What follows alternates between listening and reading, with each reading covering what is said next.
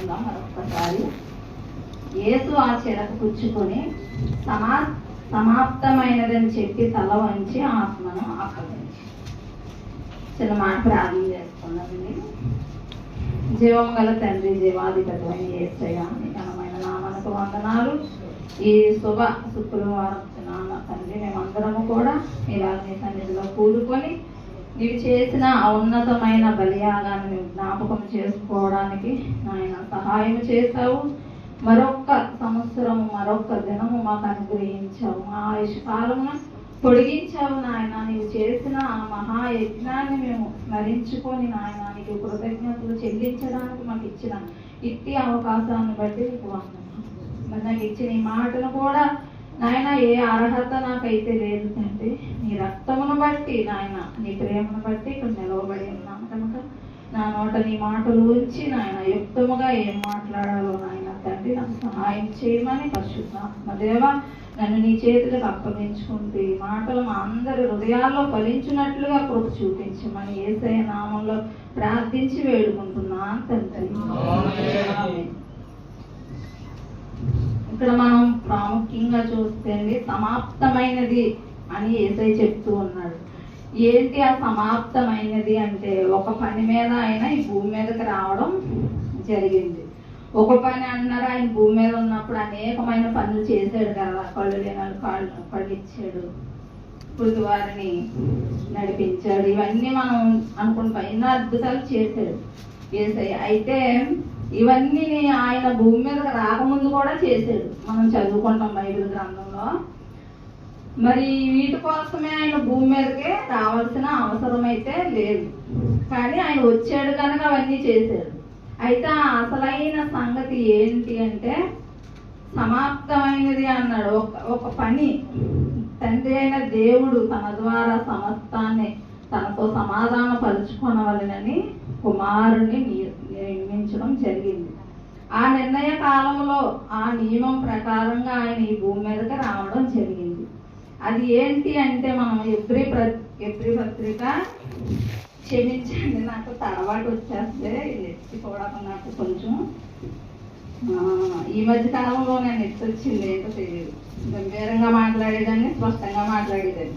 ఎబ్రీ పత్రిక 2వ అధ్యాయము 15వ వచనం చూస్తే మనం, కాబట్టి ఆ పిల్లలు రక్తమాంసములు గలవారైనందున ఆ ప్రకారమే మరణము యొక్క బలము గలవారిని, అనగా అపవాదిని మరణము ద్వారా నశింపజేయుటకును, జీవిత కాలమంతయు మరణ భయము చేత దాస్యమునకు లోబడిన వారిని విడిపించుటకును ఆయన కూడా రక్తమాంసములలో పాలివాడాయను. దేవుని స్తోత్రం. ఇక్కడ చూడండి, మరణ భయం. మనిషికి జీవిత కాలమంతయు కూడా మరణ భయం ఉందంట. దాని చేత దాస్యమునకు లోబడిన వారంట. ఇక్కడ నేను ఒక విషయం చెప్తాను, నా జీవితంలో జరిగింది. నేను యేసు ప్రభు దగ్గరికి రాకముందు నన్ను వెంటాడిన అతి ప్రాముఖ్యమైన భయం ఇదే అండి. నేను 2016లో నా 27వ ఏటన యేసు ప్రభుని సొంత రక్షకుడుగా అంగీకరించాను. చిన్ననాటి నుండి నేను ఎవరైనా చనిపోతా దగ్గరికి వెళ్ళేదాన్ని, ధైర్యంగా వెళ్ళిపోయేదాన్ని, చూసేదాన్ని. కానీ అది భయం ఉండేది కాదు. వాళ్ళని చూడటం, చనిపోయిన వాళ్ళని చూడడం, ఇది భయం ఉండేది కాదు. కానీ మనుషులు చనిపోతారు, నేను కూడా చనిపోతాను. ఆ తర్వాత ఏంటి అన్నది భయం. నేను చనిపోతాను అన్న మాట నాకు జ్ఞాపకం వచ్చేటప్పటికి నా గుండె జారిపడినట్టు అయిపోయింది. అలాగే 27 సంవత్సరాలు నాకు మరణ భయం వెంటాడేది.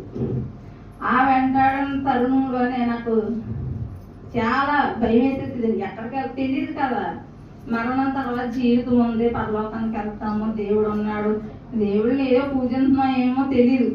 ఎక్కడికి వెళ్ళిపోతామో, కొంతమంది అడిగితే గాలి అయిపోతారో ధూళి అయిపోతారో, చనిపోయిన తర్వాత ఏదో అయిపోతారు, లేకపోతే ఇక్కడ పుడతారు, ఇక్కడ చనిపోతారు, ఇంకో దిక్కున పుట్టేస్తారు, లేదా మనిషికి 7 జన్మలు ఎన్నో చెప్పేవారు. అనేకులు అనేక రకాలుగా చెప్పేవారు అన్నాడు. మనిషికి 7 జన్మలు, ఆఖరికి మనిషి జన్మ. ఇంక ఈ జన్మ అయిపోతే ఇంకేమో ఉండదు.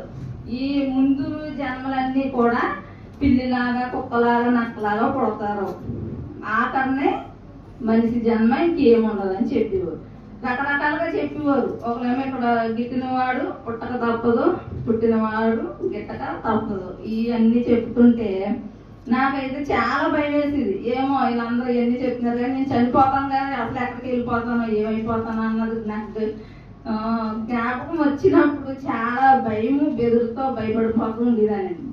ఉన్నప్పుడు మరి అలాంటి టైంలో మరి నాకు 27 సంవత్సరాల వయసు అప్పుడు యేసు ప్రభువుని నేను సొంత రక్షకుడిగా అంగీకరించడం, సత్యం తెలవడం, మరి చనిపోయిన వారికి మరలా జీవితం ఉందని తెలుసుకోవడం జరిగింది. ఆ జీవిత కాలం అంతయు మరణ భయము చేత దాస్యమునకు లోబడిన వారిని విడిపించుటకు ఆయన కూడా రక్త మాంసములలో పాలివాడాయను. ఆ ముఖ్యమైన పని నెరవేర్చడానికి ఆయన భూమి మీదకి రావాల్సి వచ్చింది. అద్భుతాలు చేస్తాడా అంటే చేస్తాడు, ఆశ్చర్యకార్యాలు చేస్తాడా అంటే చేస్తాడు. వాటితో మనం ఆగిపోకూడదు. ఈ మరణం తర్వాత జీవితం పొందుకోవడానికి మన ప్రధానమైన లక్ష్యం అయి ఉండాలి. ఆ లక్ష్యం ఆయన అయితే భూమి మీదకి వచ్చి సమాప్తి చేశాడు. కానీ 10 సంవత్సరాలుగా 20 సంవత్సరాలుగా 30 సంవత్సరాలుగా వింటానే ఉంటారు, వస్తానే ఉంటారు. ఇప్పుడు స్పష్టంగా చెప్పారు అదే. రక్షణ విషయంలో మా ఆయన ఒప్పుకోవట్లేదండి, మా పెద్దవాళ్ళు ఒప్పుకోవట్లేదండి, నా బంధువులు ఒప్పుకోవట్లేదండి. ఇప్పుడు మరణం అయితే నీతో వాళ్ళందరూ వస్తారా? నేను ఇదే ప్రశ్న వేసుకున్నానండి. నేను ఎవరితో చెప్పలేదు. ఆయన అంగీకరించడం, వెంటనే నేను రక్షణ పొందడం ఇంచుమించు 5 నెలలు. అదన్నా మా అన్నయ్య ఆలస్యం చేశాడు కాబట్టి నేను ఎప్పుడైతే పాటను గ్రహించిన వెంటనే నేను నీటి బాప్తిసం పొందాలని నిర్ణయించుకున్నాను. అయితే మా అన్నయ్య నేను పలానా, అప్పుడు తెలియదు కదండి ఇవన్నీ, మనకు సత్యం ఇవన్నీ తెలియదు. పలానా దిక్కు నేను తీసుకెళ్తాను, అప్పుడు నువ్వు తీసుకుంది కానీ ఆగు అని నన్ను ఆపినందుకు 5 నెలలు ఉన్నాను. లేకపోతే నేను వెంటనే ఇంకా పౌలు ఎలాగైతే మరి రక్షణ పొందాడో అలా పొందాలని నేను వెంటనే తీర్మానం, ఇంకా ఆగేది కాదండి. హృదయం అన్నిటినీ విడిచిపెట్టావా అంటే వెంటనే అన్నిటినీ విడిచిపెట్టాను. దీనికి నా కుటుంబం సాక్ష్యం, నా భర్త సాక్ష్యం, నా బంధువులు సాక్ష్యం. అయితే ఒక్కొక్కరిని చూస్తుంటే ఎన్ని సంవత్సరాలైనా అలా వస్తానే ఉంటారు. దేవుడు కార్యాలు చేశాడని చేసాడంటారు, అద్భుతాలు చేసాడంటే చేసాడంటారు, సాక్ష్యాలు ఇస్తారు, కానుకలు వేస్తారు. ఎందుకంటే దేవుని కుటుంబం బయట ఉండి ఇవన్నీ చేసి ఏం లాభం? మనం దేవుని కుటుంబంలో చేర్చబడి ఇవన్నీ చేస్తేనే అంగీకరింపబడతాయి. అయితే ఈ తరుణంలో ఇది ముఖ్యమైన కారణం అన్నమాట. జీవిత కాలం అంతా కూడా మనం మరణ భయం చేత, వాళ్ళకి మరణ భయం ఉండదంటే ఉంటది. వాళ్ళకే తెలుసు మేము మరణం అవుతామా అంటే వాళ్ళకే తెలుసు. మరణం అంటే భయం వాళ్ళకే. అయితే ఈ మరణం తర్వాత ఇంకో జీవితం ఉంది. అక్కడికి వెళ్ళడానికి 2 దారులు, ఒకటి నరకము, ఒకటి పరలోకము.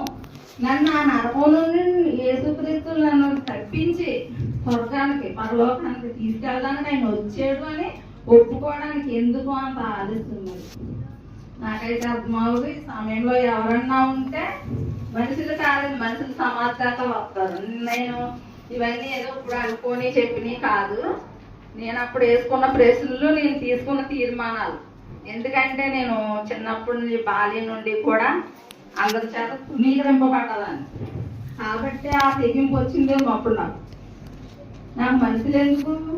ఇప్పుడు నేను ఒక బాధలో ఉన్నాను, ఒక అనుమానంలో ఉన్నాను. ఈ సమయంలో దేవుడు నన్ను ఆదరించాడు, నన్ను కదిలించి రక్షించాడు. కాబట్టి నాకు మనుషుల అంగీకారం ఎందుకని నేను తీర్మానం తీసుకొని రక్షణ తీసుకోవడం జరిగింది.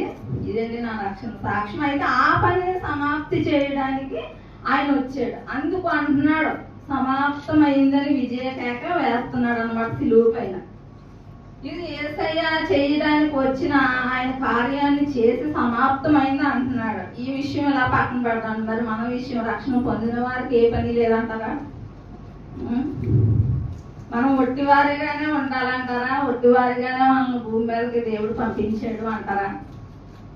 ఇది అందరూ కూడా ప్రశ్న వేసుకోవాలి. నేను వేసుకున్నాను. నాకు అన్ని ప్రశ్నలే. ఓఫ్రై గారికి నాకు ఈ విషయంలో చాలా సింక్ అయి ఉంటుంది.